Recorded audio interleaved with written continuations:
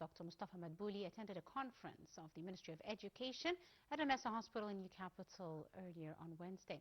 Addressing the attendees, the Premier said the conference reflects a growing keenness by the state to promote the educational process in the country. Nile TV's correspondent Lubna Yahya attended and filed the following report.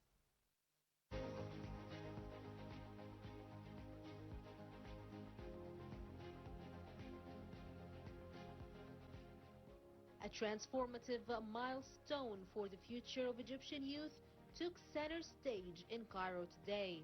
Under the high auspices of Prime Minister Dr. Mustafa Madbouly and Minister of Education Mohammed Abdul Latif, the high-level conference envisioning Egypt's future in education laid out a comprehensive data-driven roadmap for the nation's schools. This major event, organized in close cooperation with UNICEF Egypt, brought together international development partners, ministers and educators to review the remarkable fruits of Egypt's recent educational reforms.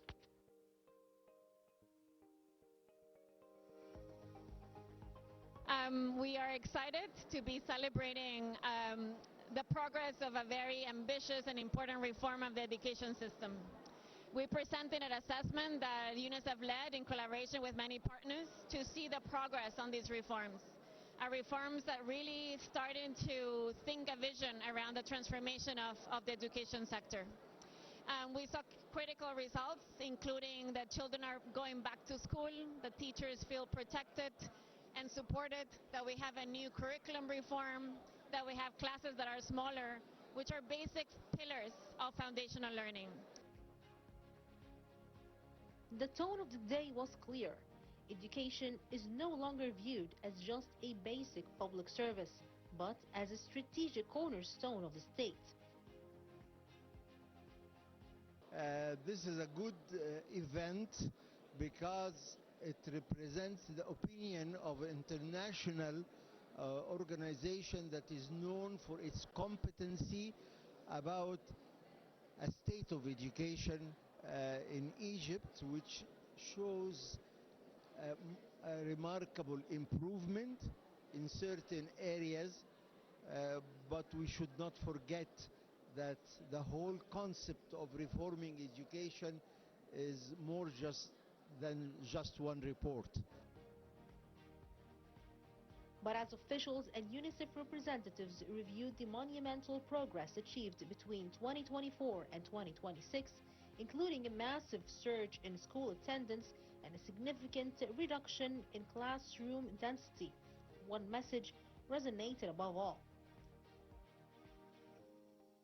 The burden is huge, and I salute the government in taking active steps in reforming the education.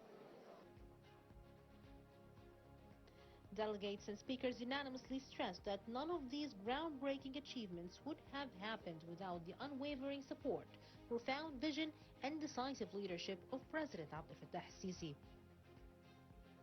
We're really excited to be here today to tell a story of progress, a story of things moving forward.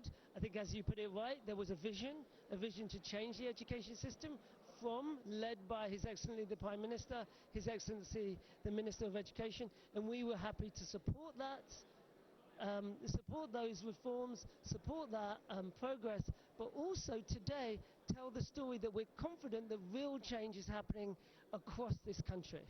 As an NGO, I'm an Egyptian NGO, we have an MOU with the Ministry of Education, and through this NGO, MOU, it facilitates that we can go into public school, that we can work with the teachers, and now we're really getting support from the ministry to make this entry much more smooth than before, and I feel that we are appreciated as NGOs, that we are supporting the government, and we get the support from the government that we can really work together in cooperation. As the conference concluded, the message left behind was one of collective optimism and steady momentum. By placing human development at the absolute forefront of the national agenda, Egypt, alongside its global partners like UNICEF, is is firmly securing a competitive, innovation-driven future for generations to come.